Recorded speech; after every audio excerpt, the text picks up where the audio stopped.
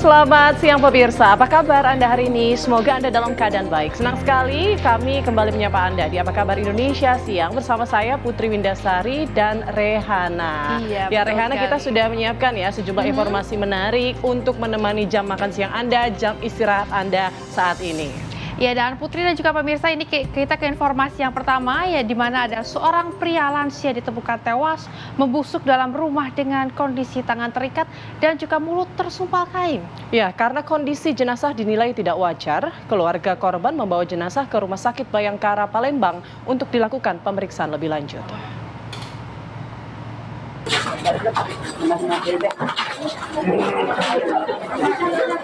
Warga Desa Payabakal, Kecamatan Gelumbang, Kabupaten Muara Enim, Sumatera Selatan dikagetkan dengan penemuan jasad pria lansia berusia 71 tahun. Pria tersebut tewas membusuk di dalam kamar dengan kondisi tangan terikat dan mulut tersumbat kain pada Selasa 15 Oktober 2024 sekitar pukul 10 waktu Indonesia Barat. Awal mula penemuan korban ini setelah salah satu anak korban meminta saudaranya untuk mencari orang tuanya yang sudah tidak ada kabarnya setelah terakhir berkomunikasi pada hari Sabtu 12 Oktober 2024. Menurut Lispa, anak korban selain tewas dengan kondisi tangan terikat dan mulut disumpal kain, jenazah korban juga ditutupin sajadah. Saat komunikasi terakhir dengan keluarganya, korban mengatakan sedang di jalan. Sementara untuk barang yang hilang adalah mobil karena korban merupakan supir. Kondisinya tangan diikat, mulutnya disumpel kain, sama jenazahnya ditutup sejadah. Menurut Kapolsek Gelumbang, saat korban ditemukan sudah dalam kondisi membusuk dan ada tetesan darah di sekitar TKP. Kondisi sudah membusuk, dan memang ada percikan rebesan darah. Dari Palembang, Sumatera Selatan, Syamsul Rizal, TV One mengabarkan.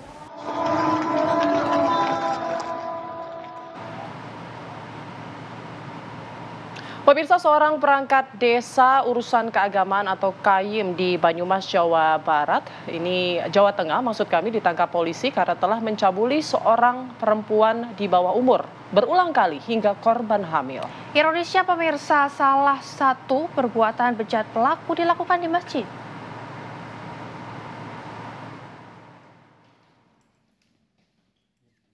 Inilah KRS, kakek berusia 57 tahun, seorang perangkat desa urusan keagamaan atau KAYIM di salah satu desa di Kabupaten Banyumas, Jawa Tengah yang mencabuli gadis di bawah umur berulang kali hingga korban hamil.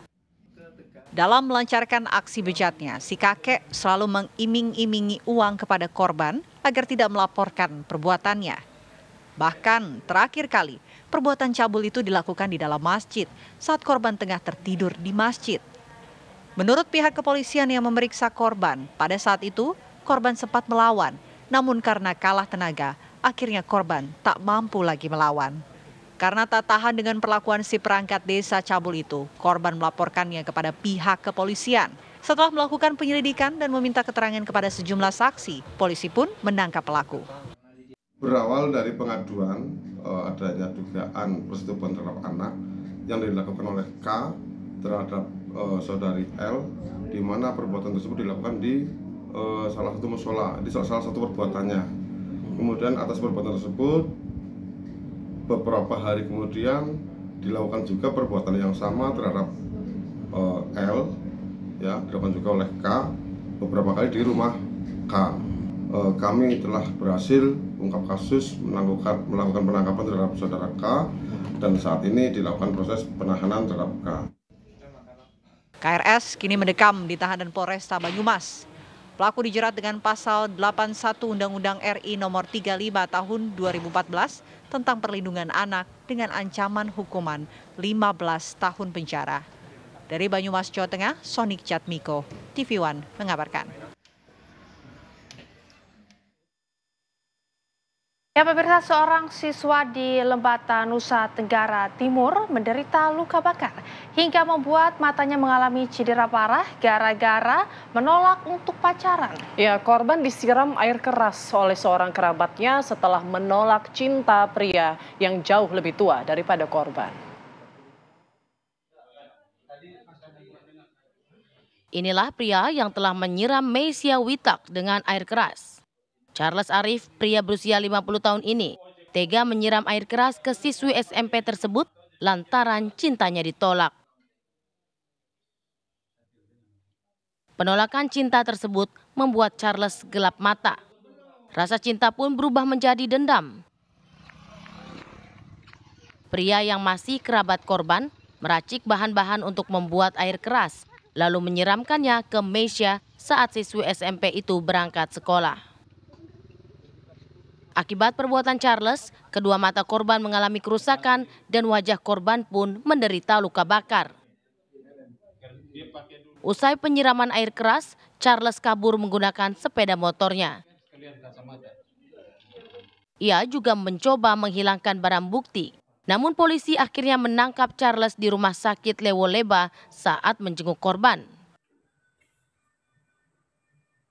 Motifnya, pelaku setelah kita dalami menyampaikan dengan kalimat biar sudah sama-sama rusak, dan yang bersangkutan bermaksud ingin membuat cacat korban.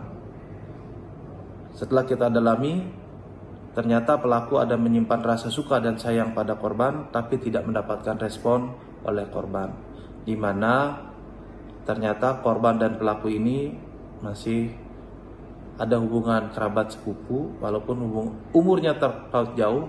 Si korban 13 tahun dan pelaku berumur berdasarkan KTP 49 tahun.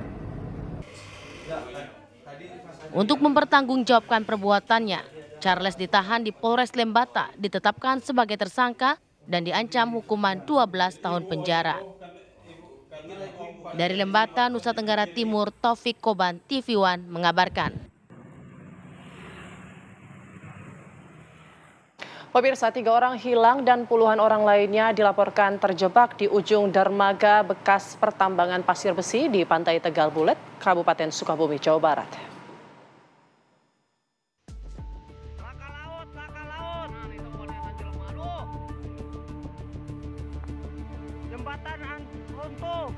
Hari itu gelombang besar menghantam dermaga keras pertambangan pasir besi di Pantai Tegal Bulet, Kabupaten Sukabumi, Jawa Barat.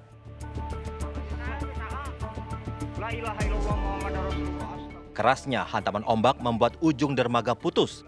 4 orang warga dikabarkan terjatuh, 1 orang selamat, sementara 3 orang lainnya hilang.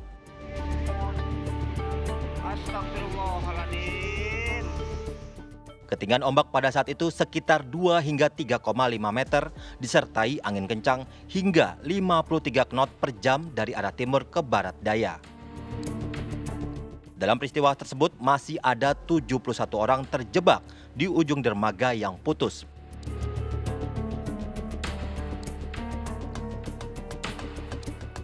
Terkait terjadinya gelombang tinggi di Pantai Tegal Bulet, Kecamatan Tegal Bulet, Kabupaten Sukabumi, yang menyebabkan terputusnya jalur akses dermaga PT SBP dan menyebabkan 74 orang menjadi korban. Di antaranya 71 korban terisolir di dermaga dan 3 orang hingga saat ini masih dalam pencarian. Demikian. Mereka adalah warga yang sebelumnya memancing di dermaga bekas pertambangan pasir. Tim SAR gabungan yang mendapatkan laporan tersebut berusaha mengevakuasi korban yang terjebak dan mencari 3 warga lainnya yang hilang. Namun tim SAR masih menunggu cuaca di Pantai Tegal Bulet kembali normal.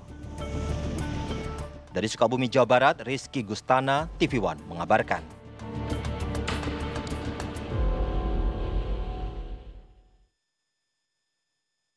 Ya pemirsa, dan untuk mengetahui bagaimana informasi terkini terkait proses evakuasi 71 orang yang terisolasi di lokasi bekas dermaga di Sukabumi, saat ini sudah ada rekan kami, Rizky Gustana, yang akan mengabarkan untuk Anda. Selamat siang Rizky. Rizky, mungkin Anda bisa menggambarkan bagaimana proses evakuasi di sana? Silakan dengan laporan Anda.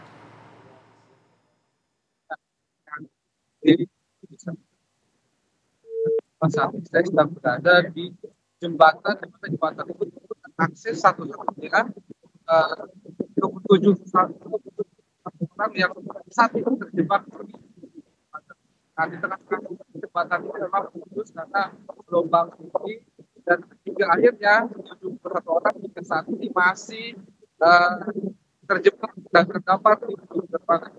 Saat ini memang Basarnas dan potensi SAR lainnya terus melakukan upaya pertolongan dengan evakuasi satu persatu dengan menggunakan helikopter, dan hingga saat ini sudah 12 orang dapat dievakuasi ke tempat yang lebih layak atau ke tempat satuan radar TNI Angkatan Udara di Belitung.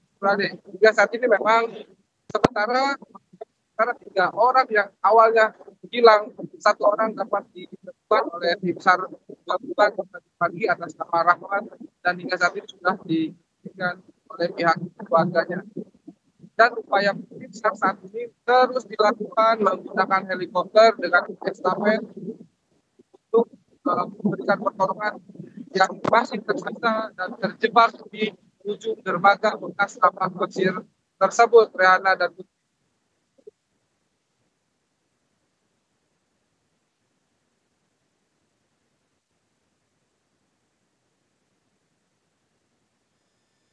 Baik, Rizky Gustana, apakah 3 orang yang hilang ini sudah ada tanda-tanda ditemukannya mungkin di beberapa lokasi atau penyisiran saat ini sudah sampai mana? Ya, ada 2 metode yang dilakukan Basarnas untuk melakukan pencarian terhadap korban hilang. Hingga saat ini masih ditemukan ke 71 yang terjebak, namun Basarnas telah berhasil melakukan tim SAR dan mendapati 1 jenazah yang awalnya hilang di dermaga tersebut. Jadi hingga saat ini 2 orang masih dilakukan upaya pencarian oleh Basarnas dan potensi SAR lainnya. Begitu. Babynya. Babynya. Oke. Baik, terima kasih Rizky Gustana mengabarkan langsung dari Sukabumi, Jawa Barat. Dan pemirsa, kita ke informasi lainnya, yakini Presiden Joko Widodo menjenguk cucu pertamanya, yakini Baby Ngasan Tan Sahayu, anak pertama dari Kaisang Pangarep dan juga Erina Gudono. Presiden menjenguk cucunya di Rumah Sakit Ibu dan Anak Bunda Menteng, Jakarta pada Rabu malam. Presiden Jokowi mengaku belum berani menggendong cucu ke-6-nya tersebut lantaran masih terlalu kecil. Presiden Jokowi mengatakan nama Bebingah Sang Tan Sahayu diberikan oleh kedua orang tuanya. Jokowi memanggil cucunya dengan sapaan Bingah atau Bebingah yang artinya bahagia.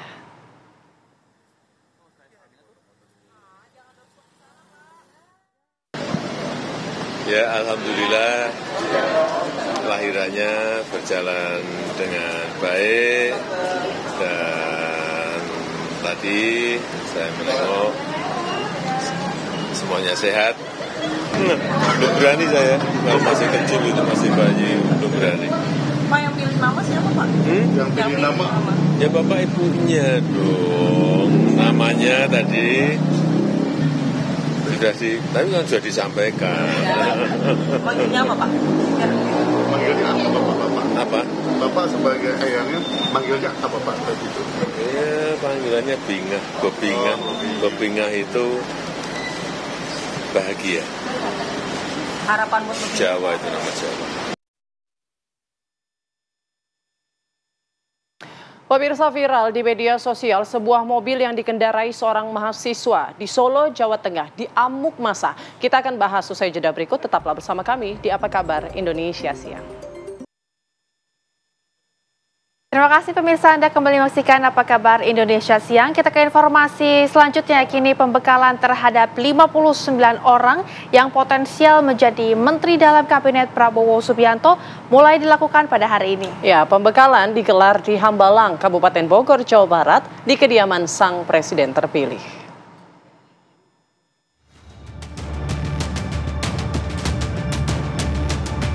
...59 orang yang disebut-sebut calon menteri pada Kabinet Pemerintahan Prabowo Subianto berdatangan ke rumah Prabowo di Hambalang, Kabupaten Bogor.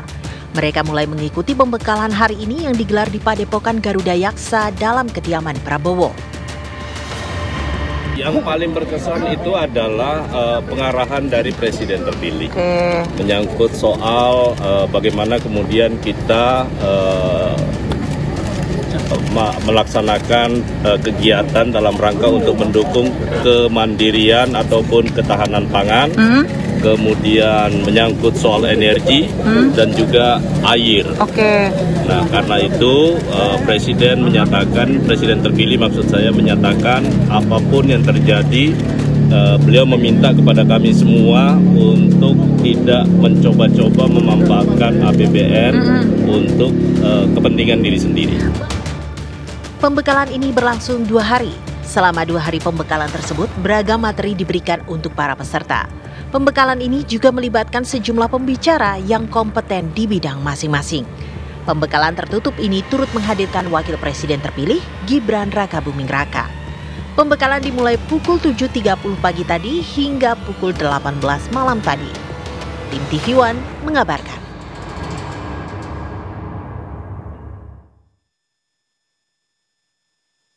Ya, kita akan bergabung dengan Nadila Saleh di Hambalang, Jawa Barat untuk memantau hari kedua pembekalan calon Menteri Kabinet Presiden terpilih Prabowo Subianto dan Wakil Presiden terpilih Gibran Rakabuming Raka.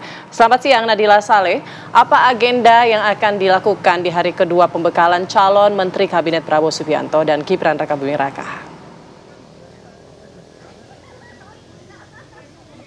Ya, sejumlah agenda yang akan dilakukan dalam pembekalan hari kedua ini pada hari ini ada 3 materi yang telah dipersiapkan oleh Presiden terpilih Prabowo Subianto dan juga Gibran Rakabuming Raka yang diberikan kepada calon wakil menteri yang tiba pada hari ini. Sekiranya ada 54 calon wakil menteri yang tiba, yang diantaranya yang pertama pada pagi hari tadi mereka mendapatkan materi terkait dengan artificial intelligence, kemudian pada pukul 10, kiranya pada pukul 10.30 itu mereka mendapatkan materi terkait dengan lapangan kerja masa depan, kemudian pada pukul 11.30 dan kemungkinan masih sampai saat ini pembahasannya masih tentang korupsi begitu. Kami tidak bisa memastikan secara pasti apakah pembekalan ini masih berlangsung ataukah tidak, karena memang agenda pada hari ini berlangsung, agenda dari kemarin sampai pada hari ini berlangsung secara tertutup. Satu informasi yang bisa kami kabarkan kepada Anda adalah bahwa pada pukul 11.35 tadi Presiden terpilih Prabowo Subianto sudah terlihat keluar dari Hambalang menuju ke kantor Kemhan, yang mana di sana ia akan menjalani aktivitasnya sebagai Menteri Pertahanan, yaitu berkantor di Kemhan.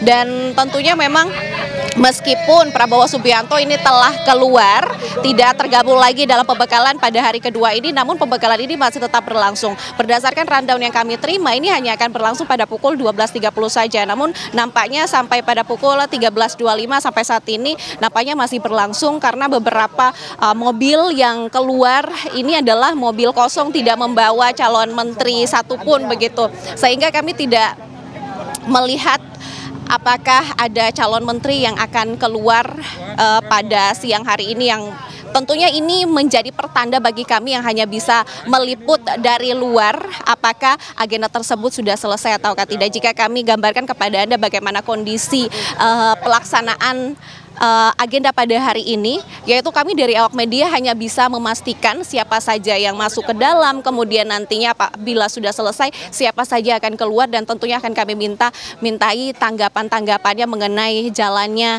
pembekalan pada hari kemarin ataupun pada hari ini. Tentunya pembekalan ini tadi sudah saya sebutkan ada 3 materi terkait dengan artificial intelligence, kemudian terkait dengan lapangan kerja masa depan dan juga korupsi begitu.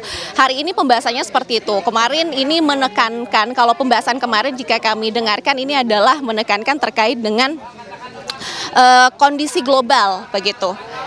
Jika kita selaraskan dengan pidato yang kerap kali disampaikan oleh Presiden terpilih Prabowo Subianto dalam beberapa agendanya beberapa waktu kemarin ini. Ya. Baik, sementara itu kami akan terus memberikan update kepada Anda. Baik, Nadila Saleh mengabarkan dari Hambalang, Jawa Barat. Terima kasih atas laporan Anda. Selamat kembali bertugas. Kita ke informasi lainnya pemirsa. Informasi ini viral di media sosial di mana sebuah mobil yang dikendarai seorang mahasiswa di Solo, Jawa Tengah diamuk massa. Ya pemirsa, dan mobil tersebut dirusak dan pengemudinya dihajar setelah sebelumnya diketahui menabrak pengguna jalan lalu melarikan diri.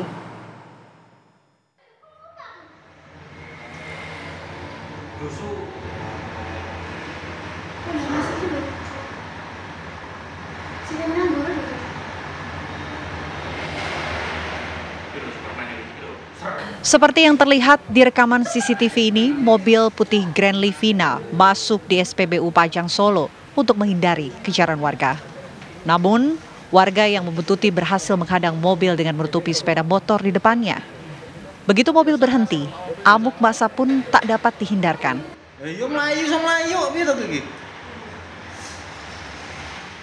Kaca dan bodi mobil dirusak. Diduga panik, pengemudi mobil yang belakangan diketahui berinisial ABS 20 tahun, seorang mahasiswa di salah satu kampus di Solo, kembali tancap gas meninggalkan lokasi.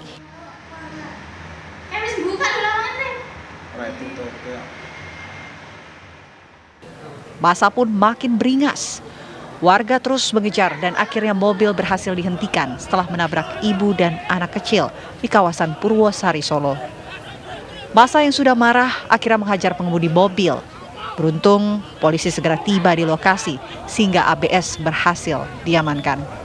Menurut Ferdi Andrean, saksi mata, saat ikut mengejar, sepeda motornya sempat ditabrak pelaku hingga terpelanting. Luas Kentan, tepatnya di perempatan, itu dari arah utara ke selatan ada rombongan mobil dan motor yang ngejar sambil meneriaki kata-kata maling.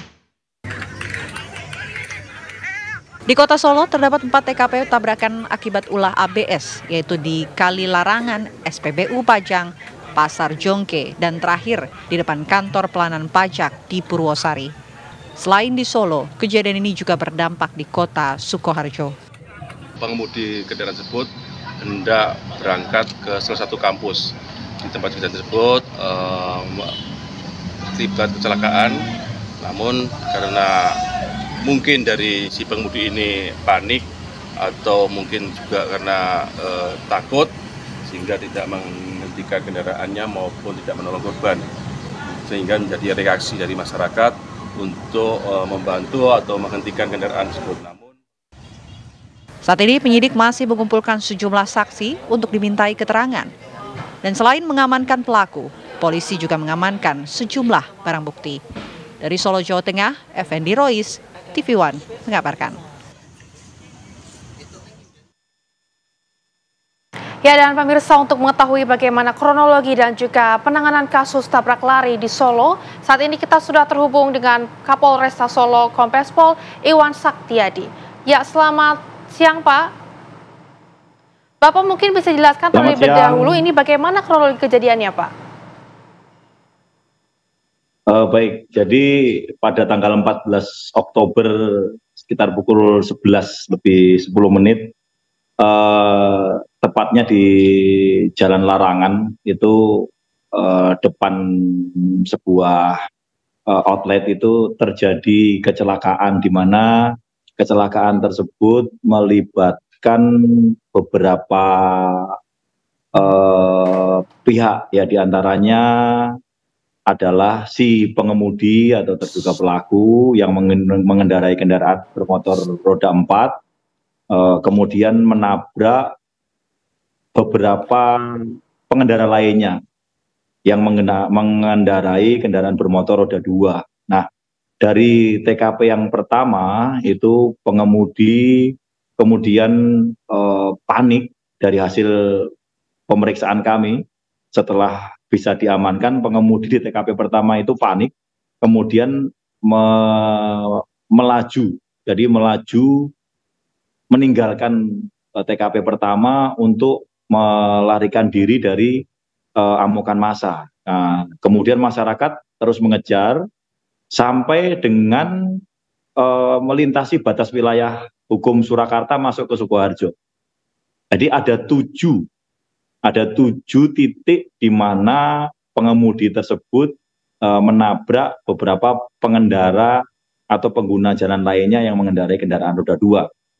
Perlu kami jelaskan, yang saat ini sudah kami amankan untuk melanjutkan proses penyidikan, barang buktinya adalah 6 sepeda motor dan 1 mobil. 6 sepeda motor ini adalah motor-motor yang terlibat kecelakaan setelah pengemudi atau pelaku penabrak itu meninggalkan TKP, sehingga ada 7 lokasi di mana 6 motor diantaranya mengalami kerusakan dan masyarakat ataupun korban ada 8. Namun demikian perlu kami jelaskan bahwa 8 korban tersebut seluruhnya mengalami luka ringan dan tidak perlu mendapatkan perawatan rawat inap dari rumah sakit. Demikian mungkin yang bisa kami jelaskan untuk memberikan informasi bagaimana kronologi kejadian itu. Baik, Pak Kapolres, bagaimana dengan kondisi pelaku saat itu? Apakah terindikasi dalam keadaan mungkin mengkonsumsi alkohol ataupun narkoba? Baik, langkah kami pertama mengingat informasi yang kita dapatkan adalah pelaku melaju setelah melakukan tabrakan pada TKP. Pertama tentunya kami sesuai dengan standar operasional prosedur kepolisian, salah satunya adalah mengecek kondisi kesadaran pelaku. Kami lakukan tes terhadap kondisi pelaku akan pengaruh alkohol dan narkoba. 2 baterai tes tersebut menyatakan si pelaku tidak dalam kondisi terpengaruh alkohol maupun minuman keras. Artinya pelaku dalam kondisi kesadaran penuh. Dan itu dikuatkan dari hasil pemeriksaan kita bahwa pelaku menyatakan meninggalkan lokasi karena betul-betul takut. Demikian. Baik Pak Iwan, terima kasih banyak Anda sudah bergabung di Apa Kabar Indonesia Siang di hari ini. Selamat kembali beraktivitas Pak Iwan. Terima kasih. Pemirsa, kami harus jeda terlebih dahulu. Sejenak kami akan hadirkan beragam informasi lainnya. Di antaranya ada 1 korban pelecehan. Putra, bukan nama sebenarnya, buka suara. Bagaimana awalnya dia mendapatkan pelecehan dari Sudirman, pimpinan panti asuhan di Tangerang, Banten. Informasinya akan hadir sesaat lagi. Pemirsa, Polres Metro Tangerang Kota menerima 7 laporan korban pelecehan seksual di Panti Asuhan Darussalam An-Nur, Kunciran Indah Pinang, Tangerang Kota. Ya pemirsa, dan 7 laporan itu diterima sejak 2 Juli 2024 dengan rincian 4 anak dan 3 dewasa. Salah satu korban mengungkapkan bagaimana dia dijerat oleh pelaku yang tidak lain adalah merupakan pimpinan panti asuhan.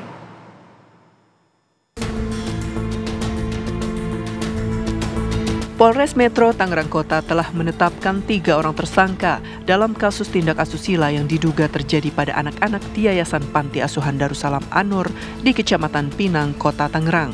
3 orang yang ditetapkan sebagai tersangka diantaranya ketua yayasan dan pengasuh. 1 pelaku hingga saat ini masih buron. 1 korban pelecehan, Putra, bukan nama sebenarnya buka suara. Bagaimana awalnya dia mendapatkan pelecehan dari Sudirman, pimpinan panti asuhan. Masuk di yayasan itu seperti biasa ngaji. Nah, lama-kelamaan saya dekat sama ketua yayasannya. Nah, setelah dekat itu yayasannya biasanya kalau dekat kayak gitu suruh beresin kamarnya karena udah dipercaya. Setelah dipercaya itu, karena kan dia sering pergi terus capek. Nah, habis itu disuruh mijitin dia. Setelah itu terjadilah seperti itu. Sudah sejak kapan Putra kemudian mendapatkan pelecehan tersebut, Putra? Sejak tahun 2021 di umur 13 tahun. 13 tahun. Putra bergabung di dalam panti asuhan tersebut sejak umur berapa? Sejak umur di tahun 2019, sejak umur 11 tahun. Diiming-imingi bernasib baik jika mau memuaskan syahwat terlarang sang pimpinan panti asuhan, Putra dan korban lainnya tidak berdaya untuk keluar dari tragedi ini. Tragis, nasib anak-anak yang dititipkan dan belajar agama justru dilecehkan dan direnggut masa depannya. Dari Tangerang, Banten, tim TV One mengabarkan.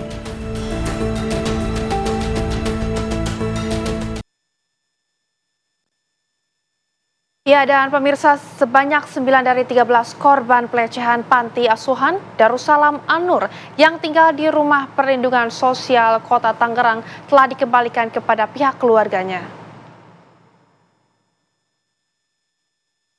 Ya, sementara itu pemirsa, lantaran tak memiliki identitas yang jelas, 4 korban lainnya masih tinggal di rumah perlindungan sosial dan akan segera diserahkan kepada pihak Kementerian Sosial. Kepala Dinas Sosial Kota Tangerang, Mulyani, mengatakan rencananya dalam waktu dekat ini 3 dari 4 korban yang tersisa akan diserahkan kepada Kementerian Sosial. Sementara 1 korban lainnya dalam proses pengurusan administrasi dengan pihak keluarga. Untuk memastikan mendapatkan penanganan yang baik, pemerintah Kota Tangerang akan terus melakukan pengawasan kepada para korban yang telah dikembalikan. Seperti diberitakan itu? Mungkin, tapi yang di oh, yang di Dinsos. Oke, baik, nanti. Tapi mungkin kalau teman, karena mereka udah jenuh datang di pasar nama siapa. Pendakwa Ustadz Fatih Karim marah besar dan mengutuk sosok Sudirman, pelaku pelecehan seksual anak yatim piatu yang berkedok Ustadz. Ya, dan sebelumnya Sudirman pernah meminta bantuan Ustadz Fatih untuk menggalang dana guna membangun panti asuhan miliknya. Dan berikut adalah pernyataan kemarahan dari Ustadz Fatih Karim. Abi Sudirman, biadab ternyata Anda. Anda pernah menggunakan video atas nama pesantren. Anda menemui saya memohon-mohon agar kemudian Anda meminta saya menggalang dana untuk membangun pesantren penghafal Quran untuk anak yatim. Ternyata Anda binatang. 32 anak yatim piatu. Anak-anak di bawah umur, bahkan anak usia 8 tahun engkau sodomi, Sudirman. Bahkan lebih parah lagi, 1 orang anak ada yang engkau kerjai sampai 4 bahkan 5 kali. Bahkan ada yang engkau kerjai ba'da sholat tahajud pada wakil rakyat yang baru dilantik. Islam memerintahkan hukuman berat kepada pelaku sodomi. Imam Ali karamallahu wajhah, beliau katakan, andai kami boleh diperintahkan oleh Nabi, andai kami boleh membakar manusia, kami akan membakar kaum Sodom. Bukan hukuman 15 tahun, bukan kebiri. Andai boleh dibakar hidup-hidup. Karena dampaknya sangat luar biasa. Anda bisa membayangkan, Sudirman. Ya pemirsa, itulah tadi pernyataan kemarahan dari Ustadz Fatih Karim yang diketahui pernah membantu Sudirman, pelaku pelecehan terhadap anak asuhnya ini. Kami akan hadirkan dialognya usai jeda berikut. Tetaplah bersama kami di Apa Kabar Indonesia Siang. Ya pemirsa, untuk mengetahui peristiwa yang membuat banyak orang geram ya terhadap tindakan amoral Sudirman, sang predator anak, kami sudah terhubung dengan Ustadz Fatih Karim. Assalamualaikum Ustadz. Waalaikumsalam warahmatullahi wabarakatuh. Baik, Ustadz, bagaimana sebenarnya Ustadz dan Sudirman ini bisa saling kenal Ustadz? Iya, yang pertama, saya banyak sekali mengisi kajian, terutama pengajian ibu-ibu majelis taklim di Tangerang Selatan. Berapa kali saya mengisi kajian di Tangerang itu 2 atau 3 kali, seingat saya. Beliau datang dan menemui saya, dan meminta untuk membantu membuat video dan mendoakan dia akan bangun pesantren untuk anak-anak yatim dan duafa, anak yatim piatu yang tidak punya ayah, tidak punya ibu, bahkan mereka tidak punya kemampuan untuk biaya pendidikan. di usia usia SD dan SMP. Beberapa kali saya mencoba untuk menolak karena gaya dia itu membuat saya jijik sejak awal, jujur saja. Kenapa jijik? Karena necis, gayanya memang perlente, ya necis, tapi menggunakan jubah, kemudian selalu menggunakan kacamata yang agak gelap begitu, dan agak gemulai begitu ya, maaf ya, agak gemulai gitu. Sehingga saya mencoba untuk nggak berdekatan gitu. Makanya pernah ada foto yang beredar juga saya mengambil posisi jauh gitu. Karena saya terasa vibes-nya, frekuensinya beda gitu.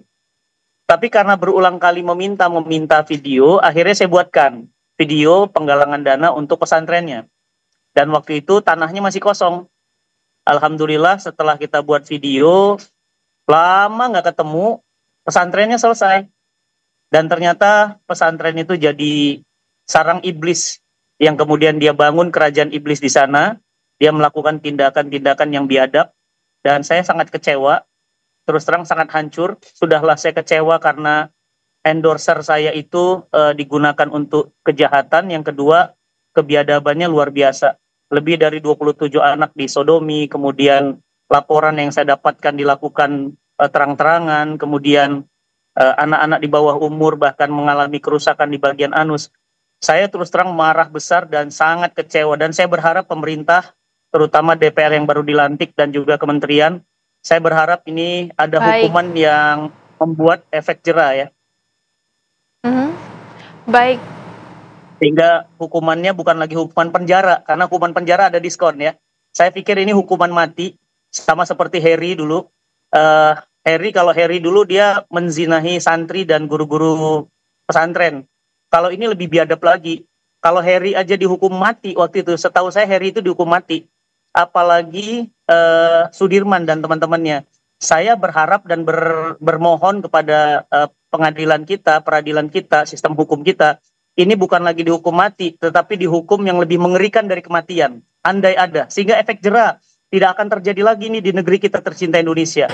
Saya bisa merasakan bagaimana hancurnya perasaan anak-anaknya, orang tuanya, dan kami juga sebagai donatur.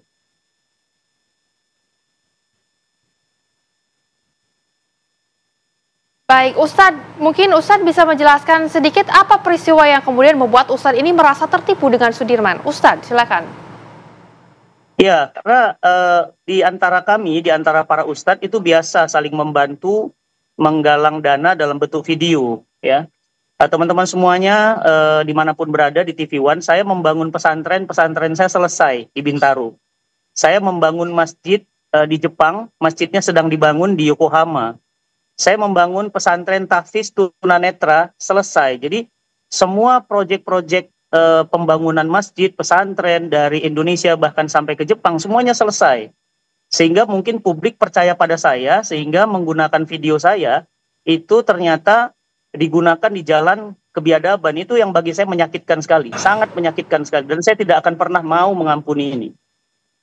Saya tidak menyangka sebiadab ini gitu. Baik Ustadz, memang dari awal sebetulnya Ustadz sudah curiga ya, sudah geli begitu dengan gelagatnya yang gemulai begitu ya. Tapi memang semua orang pun kecewa, kami pun juga sangat kecewa gitu. Anak-anak yang masih sangat kecil kemudian dilecehkan begitu oleh Sudirman. Tapi menurut Ustadz, hukuman apa yang kira-kiranya pantas diterima oleh Sudirman ini?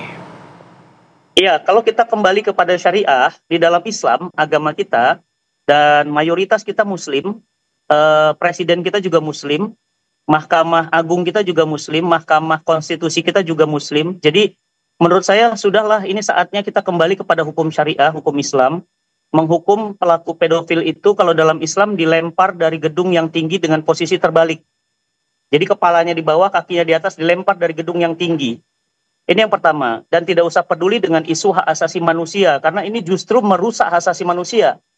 Yang kedua, Imam Ali bin Abi Thalib mengatakan, andai kami boleh membakar mereka yang melakukan kaum Sodom, maka kami akan membakar mereka hidup-hidup. Jadi hukuman bakaran atau dilempar dari gedung yang tinggi, ya sambil kemudian dilempari batu, itu adalah hukuman yang pantas. Dan saya yakin Mbak, teman-teman TV One dan dimanapun semua berada yang sedang nonton, saya yakin insya Allah nggak akan ada lagi sodomi-sodomi ini. Saya capek mendengar berita begini. Barusan kemarin kejadian lagi, sodomi lagi. Barusan kejadian lagi, sodomi lagi. Jadi ini karena sistem hukum kita nggak berdasar syariah. Saya yakin ini kita kembalilah ke syariah. Kita muslim, mayoritas muslim. Ya, kenapa kita menggunakan hukum buatan Belanda? Saya yakin ada banyak keberkahan dari hukum-hukum Allah yang kita jauh dari hukum Allah. Baik, Ustadz, terima kasih banyak sudah bergabung bersama dengan kami di Apa Kabar Indonesia Siang, dan semoga kejadian serupa juga tidak terjadi lagi di Indonesia. Oh, jangan Baik, Assalamualaikum Ustadz. Saya bisa ngebayangin kalau itu anak-anak kita. Ya, jangan. Bismillahirrahmanirrahim. Warahmatullahi wabarakatuh.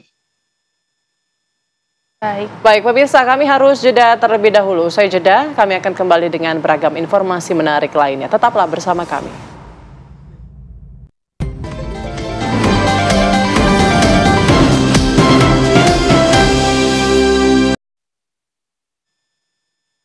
Anda kembali di Apa Kabar Indonesia Siang. Pemirsa, Presiden terpilih Prabowo Subianto hari ini akan bertemu dengan Ketua Umum Partai Nasdem Surya Paloh. Nah, pertemuan ini digelar jelang pelantikan Presiden terbaru, yakni Prabowo Subianto. Apa kemudian yang akan dibahas? Apakah akan membahas soal kursi kabinet ataupun juga hal-hal yang terkait dengan kemajuan bangsa ke depan? Kita langsung tanyakan kepada rekan kami yang sudah berada di Kementerian Pertahanan yang rencananya pertemuan antara Surya Paloh dan juga Prabowo Subianto akan digelar di sana. Ada rekan kami Rizka Sasabila yang akan mengabarkan langsung dari Kementerian Pertahanan. Rizka, seperti apa pertemuan dari keduanya? Apakah sudah ada tanda-tanda Surya Paloh tiba di Kementerian Pertahanan? Ya, Putri dan juga pemirsa, memang sebelumnya dijadwalkan Surya Paloh ini akan berkunjung ke Kementerian Pertahanan untuk menemui Presiden terpilih Prabowo Subianto. Adapun dari pantauan kami di seberang pintu masuk Kementerian Pertahanan sendiri, kami belum melihat ada tanda-tanda mobil dari Surya Paloh, yang mana dikabarkan ini berjalan dari DPP ataupun Nasdem Tower yang ada tidak jauh dari lokasi pertemuan. Adapun kami telah menginformasi dari informasi tersebut, Surya Paloh ini bertemu dengan Prabowo Subianto di Kemenhan pada pukul 14, tepatnya pada pukul 2 ini, dan didampingi oleh Ketua Umum Partai Nasdem yaitu Saan Mustafa dan juga anaknya Surya Paloh yaitu Prananda Paloh dan juga Ketua Fraksi Partai Nasdem. Adapun sebelumnya kami juga sudah mencoba mengkonfirmasi baik dari kedua belah pihak apakah pertemuan ini merupakan pertemuan politik atau hanya sekedar bersilaturahmi, yang mana mengingat pada tanggal 17 hari ini, tepatnya 17 Oktober hari ini merupakan hari ulang tahun dari Prabowo Subianto. Adapun sebelumnya tadi kami melihat Prabowo Subianto memasuki gedung Kementerian Pertahanan sekitar pada pukul 12:40 yang mana Prabowo tiba setelah meninggalkan kediamannya dari Padepokan Garuda Yaksa Hambalang pada pukul 11.35 waktu Indonesia Barat, yang mana sebelumnya Prabowo ini berkegiatan yaitu memanggil beberapa calon menteri dan juga calon wakil menteri untuk melakukan pembekalan, yang sebelumnya juga telah melakukan pemanggilan untuk menanyakan ketersediaannya atau kesanggupannya dan kesediaannya dari tokoh-tokoh yang dipanggil, atau sekitar ada 100 tokoh lebih untuk masuk ke dalam kabinet pemerintahan Prabowo Gibran mendatang. Adapun dari tokoh-tokoh yang dipanggil tersebut belum adanya ataupun belum terlihat dari kader Partai Nasdem, yang mana memang Partai Nasdem sendiri sempat memberikan pernyataan yang mana tidak akan bergabung ke kabinet Prabowo Gibran, namun akan tetap mendukung pemerintahan tersebut. Ataupun pertemuan ini sendiri antara Prabowo dan juga Surya Paloh sendiri memang sudah direncanakan jauh-jauh hari, yang mana dari Ketua Umum, maksud kami Ketua Harian Gerindra Sufmi Dasko Ahmad sendiri, Prabowo ini telah berencana untuk menggelar pertemuan dengan Surya Paloh sebelum pelantikan Presiden yang mana akan dilantik pada 20 Oktober 2024, tepatnya pada hari Minggu nanti. Namun dari Surya Paloh sendiri juga menyampaikan bahwa memang akan ada pertemuan tersebut, namun belum dapat memastikan kapan jadwalnya dan juga belum mau memberikan kisi-kisi mengenai pembahasan dari pertemuan tersebut. Adapun kami juga sendiri masih menunggu dari depan Kementerian Pertahanan untuk kedatangan Surya Paloh. Jika melihat, kami sudah melihat adanya iring-iringan dari Surya Paloh, yang mana kami melihat ada mobil hitam yang hendak segera memasuki ke arah Kementerian Pertahanan, yang mana kami melihat sendiri sedikitnya ada kesalahan, yang mana mobil ini memasuki ke Kementerian yang ada di sebelahnya. Demikian Putri. Salah masuk. Ya, baik Rizka. Iya. Apakah Anda sudah mendapatkan keterangan mengenai apa saja yang akan dibahas dalam pertemuan ini, Rizka? Ayo Bang, cepet Bang, keluar Bang. Iya, dari pertemuan yang kami berusaha juga mengkonfirmasi baik dari kubu Prabowo maupun dari Surya Paloh sendiri, ini dinyatakan katanya bukan pertemuan politik melainkan hanya untuk memberikan undangan pernikahan dari keponakan Surya Paloh, yang mana juga sekaligus untuk bersilaturahmi mengucapkan selamat ulang tahun kepada Presiden terpilih Prabowo Subianto yang hari ini tengah berulang tahun pada hari ini. Demikian Putri. Baik Rizka, kalau kami melihat di gambar Anda ini ada sebuah mobil yang berhenti, tadi juga sudah ada beberapa mobil begitu. Apakah itu merupakan mobil rombongan dari Ketua Umum Nasdem Surya Paloh?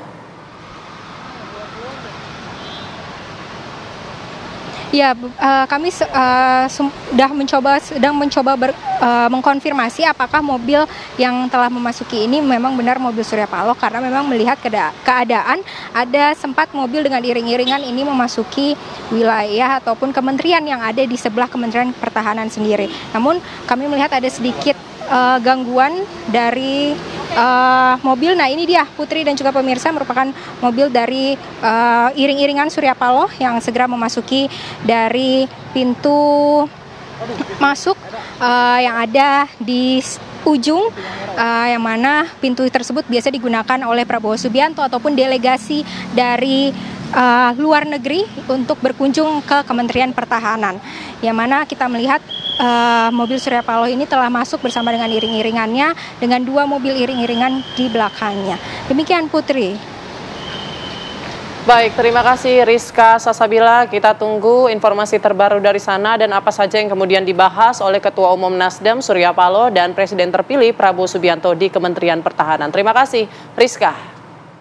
Ya, dan pemirsa, kita ke informasi selanjutnya, yakni seorang penjamret merampas kalung seorang anak yang tengah bermain di Sidoarjo, Jawa Timur. Aksi penjamretan itu terekam kamera pemantau. Berbekal rekaman CCTV tersebut, polisi pun membekuk pelaku penjamretan.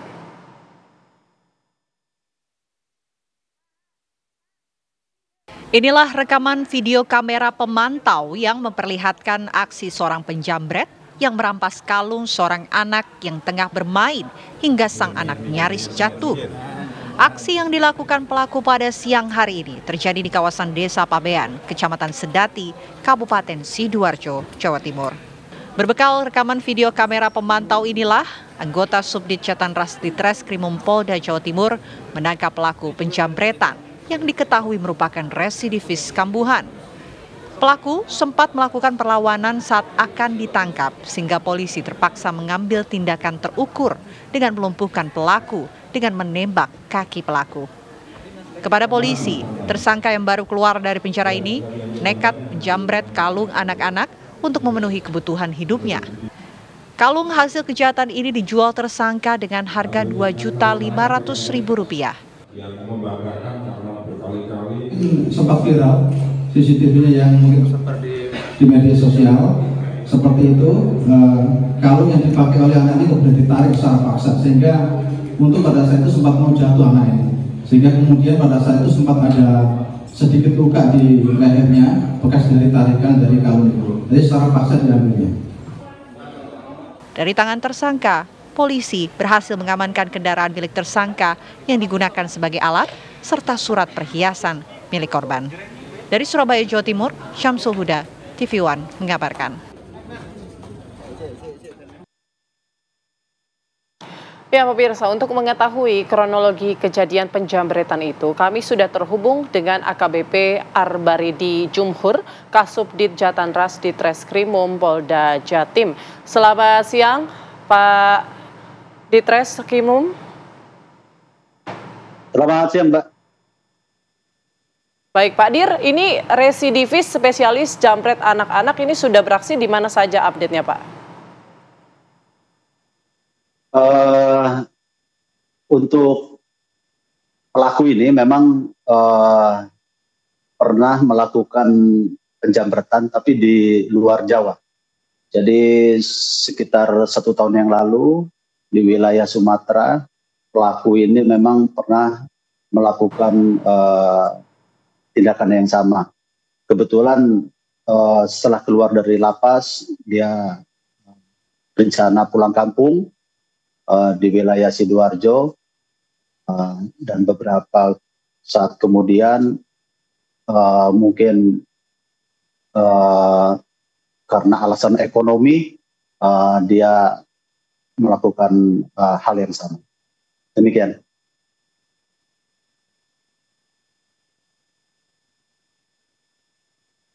Baik, Pak Arbaridi, lalu pelakunya ini apakah sindikat atau hanya 1 orang atau berapa orang, Pak? Dia melakukan sendiri saja, tapi masih kita kembangkan. Tapi dari CCTV yang kita dapat setelah kejadian, memang dia melakukan sendiri. Jadi setelah viral, setelah kita ke TKP dan lewat jaringan di lapangan kita mengenali ciri-ciri pelaku, lalu kita lakukan penyelidikan sekitar 1 bulan dan pelaku tertangkap. Demikian. Ya baik Pak, lalu untuk korban sendiri kondisinya saat ini seperti apa Pak? Untuk korban pada setelah kejadian memang sedikit trauma dan sekarang alhamdulillah dalam kondisi yang baik dan bisa melaksanakan aktivitas secara normal. Untuk langkah berikut kita memang masih melakukan pengecekan terhadap TKP-TKP yang lain yang diduga pelaku juga melakukan hal yang sama. Jadi 1 bulan sebelumnya juga kita pernah mengungkap Mbak pelaku penjamretan, tapi yang sasarannya ibu-ibu yang sedang menyapu di halaman pada sore hari. Jadi sekarang ini saya lihat pelaku penjamretan itu lebih suka melakukan kejahatannya itu di pedesaan atau di perumahan yang sasarannya itu ya ibu-ibu sedang nyapu dan anak-anak yang sedang bermain di sore hari dan mungkin lihat lingkungannya juga pada saat sepi. Demikian Mbak. Baik, terima kasih Pak Arba atas informasinya. Terima kasih sudah bergabung bersama kami di Apa Kabar Indonesia Siang. Selamat siang Pak. Ya, dan pemirsa, warga Kampung Galumpit, Bandung Barat digegerkan dengan penemuan sosok bayi di dalam tas ransel. Informasi selengkapnya hanya di Apa Kabar Indonesia Siang.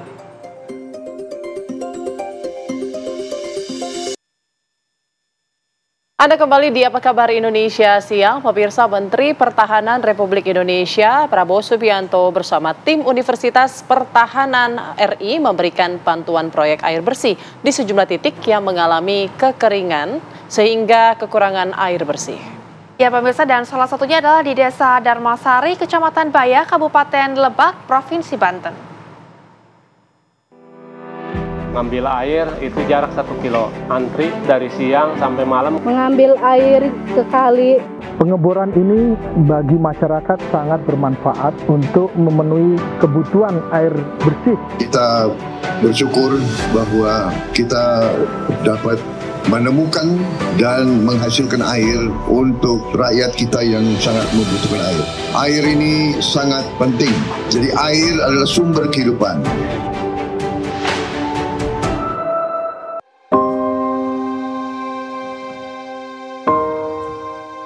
Keluhan-keluhan masyarakat saya di musim kemarau ini, penghujung kemarau ini agak benar-benar sulit di air bersih terutama, apalagi untuk kita mandi ini itulah serba sulit. Masyarakat saya banyak yang adu paham lah, tetangga sama tetangga kayak mau berantem masalah di air bersih ini. Banyak yang malam-malam ke kali, banyak yang nungguin dari sorenya, nungguin airnya, jadi berebutan lah siapa yang cepat, siapa yang dapat.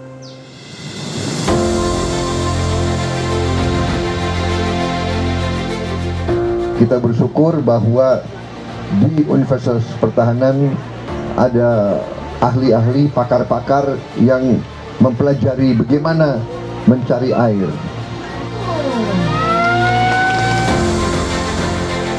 Sesudah adanya bantuan-bantuan ini, saya jujur, saya pribadi merasa bahagia untuk membantu warga masyarakat, terutama masyarakat saya ini sangat terasa sama roga saya. Apalagi musim kayak gini sangat-sangat dibutuhkan. Alhamdulillah airnya udah mengalir. Terima kasih, saya udah dipercaya dikasih bantuan dari Kementerian Menham. Semoga Bapak Prabowo diberikan kemudahan, dilancarkan urusannya Bapak, dikasih kesehatan. Mudah-mudahan ke depannya apa cita-cita beliau terlaksana.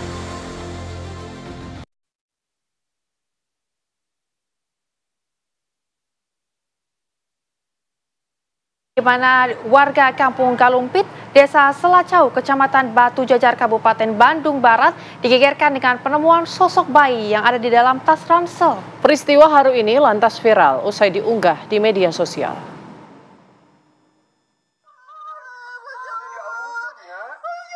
Viral di media sosial saat bayi ditemukan dalam tas warna coklat masih dalam keadaan hidup. Warga yang menemukan bayi malang ini lantas melapor ke Ketua RT dan dijemput oleh bidan untuk selanjutnya dibawa ke Puskesmas Batu Jajar. Dari pengakuan Kepala TU Puskesmas Batu Jajar, Evi Filianti, saat ditemukan bayi yang berjenis kelamin laki-laki itu kemungkinan berusia 2 hari. Bayi dalam keadaan bersih dengan terbungkus kain secara rapi. Berdasarkan ciri-cirinya, bayi tersebut terlahir sesuai waktunya. Saat ini, bayi yang tengah dirawat di Puskesmas Batu Jajar dalam kondisi baik dan sehat. Sementara, untuk memenuhi kebutuhan ASI-nya, bayi ini diberikan susu formula. Untuk perawatan bayi sehat, tidak membutuhkan. Oh, karena memang sehat ya Bu, sejak awal ditemukan itu ya? Meskipun dalam kondisi sehat, pihak Puskesmas Batu Jajar membatasi kunjungan dari warga yang penasaran dengan kondisi bayi tersebut. Lebih lanjut, Evi menuturkan saat ini pihaknya masih menunggu instruksi dari Dinas Sosial Bandung Barat. Karena rencananya bayi tersebut akan dibawa ke rumah aman milik Dinas Sosial. Dari Kabupaten Bandung Barat, Jawa Barat, Endra Kusuma, TV One mengabarkan.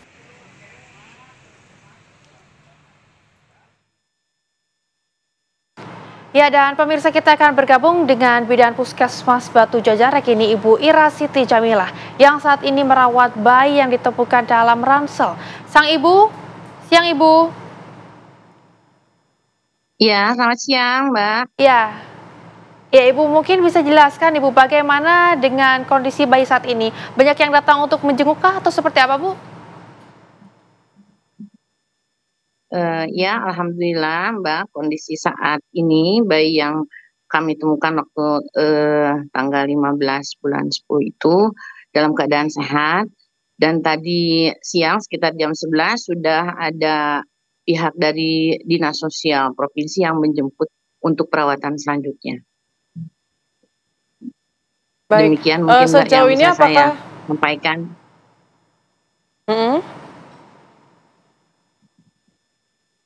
Baik, Ibu Ira, sejauh ini sudah ada upaya untuk mencari orang tua bayi tersebut? Bagaimana Mbak? Kurang jelas. Sejauh ini sudah ada upayakah untuk mencari orang tua bayi tersebut, Ibu? Sudah.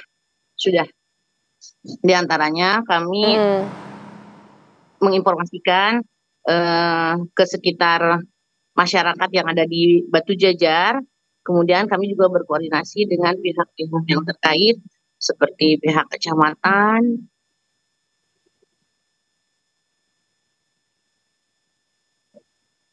Demikian. Baik. Apakah pihak kepolisian sendiri bagaimana Bu hasil penyelidikannya? Apakah mengetahui mungkin Bu Ira? Iya, pihak kepolisian sudah mengetahui. Pihak dinas juga. Sudah mengetahui orang tuanya. Ibu, kalau dari Dinas Sosial sendiri seperti apa Bu? Untuk Dinas Sosial itu mereka mengunjungi langsung ke tempat kami ke Puskesmas Batu Jajar, dan sekarang mereka membawa bayi tersebut ke apa namanya teh, ke kantor, ke tempat perawatan sementara di kantor dinas sosial. Begitu. Baik Bu Ira, apakah mungkin Bu Ira dan rekan-rekan bidan lainnya mungkin sudah memberikan nama untuk bayi tersebut, Bu? Belum sempat, Bu. Belum sempat memberikan nama kepada bayi tersebut. Karena memang kami semua, tapi kami semua sangat senang dengan adanya bayi tersebut. Bahkan sebetulnya ingin sekali merawat bayi tersebut. Tetapi bagaimana apa namanya teh, dari pihak-pihak terkait memutuskan untuk dicarikan dulu keluarga dari bayi tersebut. Ya. Baik, Ibu Ira. Demikian. Iya. Baik Ibu Ira, terima kasih banyak sudah bergabung bersama dengan kami di Apa Kabar Indonesia Siang, dan semoga bayi yang ditemukan selalu dalam kondisi keadaan yang sehat. Amin, amin. Pemirsa, kami harus jeda terlebih dahulu. Sejenak kami akan kembali dengan informasi menarik lainnya. Tetaplah bersama kami.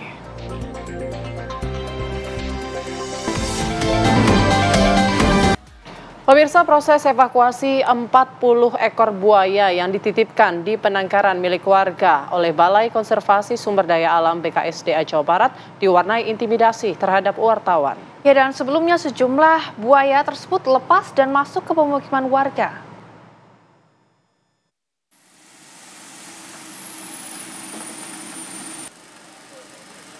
Proses evakuasi puluhan ekor buaya di tempat penangkaran buaya di Kampung Gunung Calung, Kelurahan Sayang Cianjur ini dilakukan oleh Balai Konservasi Sumber Daya Alam BKSDA Jawa Barat.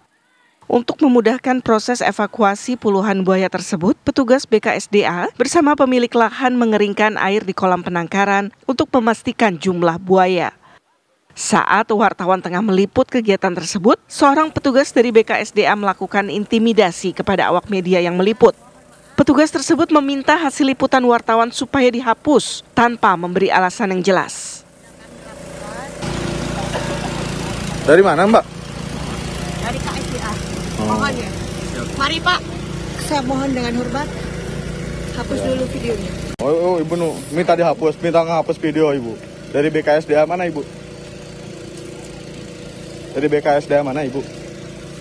Ibu mau coba menghapus rekaman rekan-rekan wartawan. Teman lagi pada ngeliput. Sementara menurut pemilik lahan penangkaran, terdapat 40 ekor buaya yang dievakuasi untuk dipindahkan ke penyelamatan hewan di Palembang. Apakah pasca dari lepasnya 5 ekor buaya atau sebelumnya sudah mendesak juga dari pemilik lahan? Dari dulu udah mendesak. Terus bagaimana dari BKSDA? Nanti cari tempat. Sekarang udah ada tempatnya di Palembang. Hari evakuasi dari BKSDA ini? Baru 1 hari kemarin.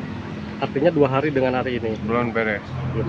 Nah, sudah berapa ekorkah yang berhasil diangkat? Berapa? 40-an. 40-an.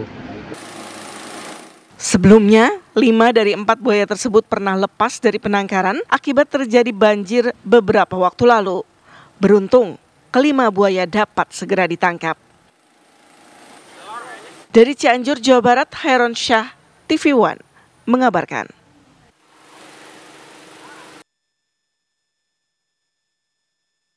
Pemirsa, banyaknya pegawai ASN di lingkup Pemkop Yogyakarta yang masih lajang alias jomblo membuat Korpri Kota Yogyakarta membuka kontak jodoh bertajuk Pados Jodoh atau Cari Jodoh.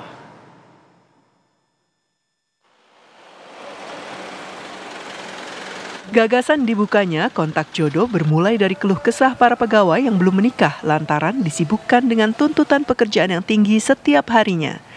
Atas dasar informasi tersebut, pengurus Korpri Kota Yogyakarta berinisiatif membuka pendaftaran Pados Jodoh atau artinya mencari jodoh. Kegiatan Pados Jodoh ini langsung disambut antusias para pegawai Pemkot Yogyakarta.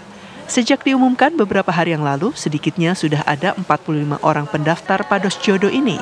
Rencananya program akan dibuka hingga 15 November 2024 mendatang. Uniknya, ajang ini tidak hanya berlaku bagi anggota Korpri yang ada di kota Yogyakarta, namun juga bagi anggota Korpri di seluruh tanah air. Kegiatan mencari jodoh ini menjadi salah satu program unik dari rangkaian HUT Korpri ke-53 di Pemkot Kota Yogyakarta. Pada kesempatan ini, karena kan jodoh itu nemunya di mana kan tidak mungkin hanya dapat sesama teman kota gitu. Oleh karena itu kita perluas jaringan itu ya, bukan jaringannya di ASN seluruh Indonesia supaya peluang untuk bisa ketemu itu untuk dapat jodoh itu lebih tinggi.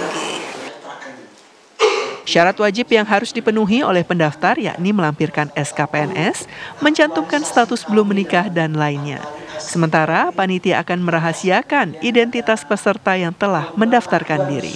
Kegiatan Pados Jodoh atau mencari jodoh ini diharapkan bisa membantu pegawai Pemkot Yogyakarta yang masih jomblo untuk bisa menemukan jodohnya dan hidup berkeluarga.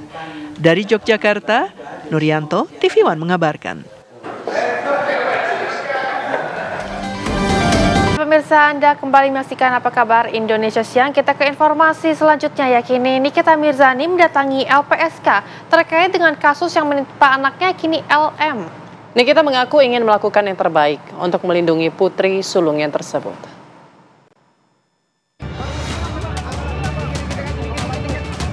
Nikita Mirzani memastikan kasus anaknya LM ditangani dengan tuntas. Untuk melindungi keamanan anaknya, Nikita mendatangi Lembaga Perlindungan Saksi dan Korban atau LPSK di kawasan Ciracas, Jakarta Timur. Pihak LPSK sendiri membenarkan jika kedatangan Nikita dan kuasa hukumnya untuk berkonsultasi dan silaturahmi demi keamanan sang anak. Sudah menerima permohonan perlindungan dari Ibu Nikita Mirzani ya terhadap anaknya Loli berkaitan dengan peristiwa yang sudah dilaporkan di Polres Jakarta Selatan. Pada intinya beliau menyampaikan permohonan perlindungan untuk anaknya, yaitu kaitannya dengan perlindungan fisik dan juga psikologis. Nah, berkaitan dengan permohonan perlindungan tersebut, kami juga sudah melakukan sedikit wawancara ya terkait dengan latar belakang kemudian peristiwanya, dan kami juga sampaikan bahwa kami akan melakukan penelaahan lebih lanjut berkaitan dengan laporan tersebut, dan kami akan kabarkan kepada Ibu Nikita hasil daripada penelaahan dan atas permintaan permohonan perlindungan. Nikita memang tak main-main menyangkut kasus persetubuhan anak di bawah umur dan pemaksaan aborsi yang dialami oleh anaknya LM. Untuk menjaga hal-hal yang dikhawatirkan terjadi, Nikita ingin LM yang kini masih berada di rumah aman polisi dilindungi. Apalagi ada sebuah unggahan yang diduga berasal dari Ibunda Fadel yang mengancam akan mengambil paksa LM dari rumah aman. Sementara itu, penyidik Polres Jakarta Selatan melanjutkan proses laporan Nikita Mirzani terhadap Fadel Bajide. Anak Nikita LM Selasa lalu menjalani pemeriksaan kejiwaan. Pemeriksaan LM dilakukan untuk mendalami kesehatan mentalnya. Dari Rumah Sakit RSCM meminta juga untuk penyidik melakukan pemeriksaan psikoterapi untuk R. Yang jelas melihat keadaan dari kejiwaan dari RM tentunya. Setelah sekitar 3 minggu tinggal di rumah aman, LM dikabarkan menunjukkan perkembangan yang positif. Sikap mantan kekasih Fadel Bajide itu disebut jauh lebih tenang.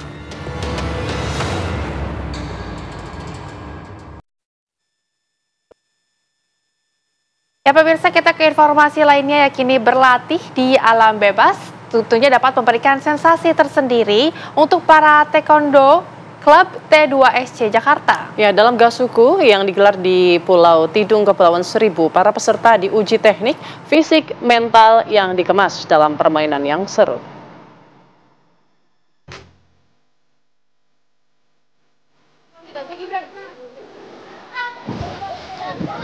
Berangkat dari Pelabuhan Kali Adem Muara Angke, Jakarta Utara, seluruh peserta Gasuku bersiap naik kapal motor menuju Pulau Tidung, Kepulauan Seribu. Perjalanan ditempuh sekitar 3 jam. Gasuku dalam bahasa Jepang berarti belajar dan menginap.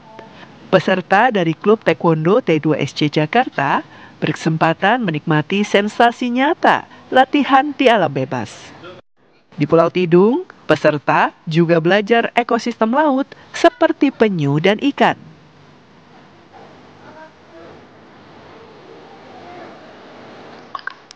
Menikmati serunya snorkeling di perairan terbuka, hingga memacu adrenalin dengan permainan air banana boat. Kebersamaan ini menumbuhkan rasa kekeluargaan di antara peserta yang datang bersama keluarga. Keindahan Pulau Tidung semakin melengkapi keseruan Gasuku yang rutin digelar setahun sekali ini. Ketika malam tiba, proses penggemblengan peserta dimulai. Latihan bersama di alam yang dikemas dengan permainan per kelompok semakin menambah keseruan. Latihan ini bertujuan untuk melatih fisik dan mental para atlet. Dalam Gasuku, taekwondoin dituntut untuk disiplin, mandiri, dan percaya diri.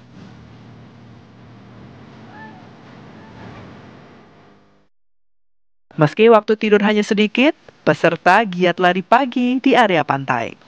Semua kegiatan dilakukan peserta dengan hati riang. Acara puncak dalam Gasuku kali ini yaitu penganugerahan kenaikan sabuk yang diikuti peserta sabuk hijau ke atas. Peserta-peserta muda yang baru berusia 8 tahun begitu antusias dengan pengalaman Gasuku. Gimana pengalaman Gasuku sekali ini? Seru banget. Seneng nggak naik sabuk? Iya. Rasanya gimana? Saya seru lah. Ya, kami berharap di sini anak-anak ini bisa berprestasi dalam segala bidang. Dalam segala bidang dan minatnya dia. Kemanapun arahnya, setidaknya kita di sini sudah mendidik supaya anak itu mendiri ke depannya. Selain menempa fisik dan mental peserta, berlatih di alam bebas juga bertujuan untuk melatih kerjasama, serta mengasah kemampuan taekwondoin untuk menjadi penerus taekwondo berikutnya. Dari Jakarta, tim TV One mengabarkan.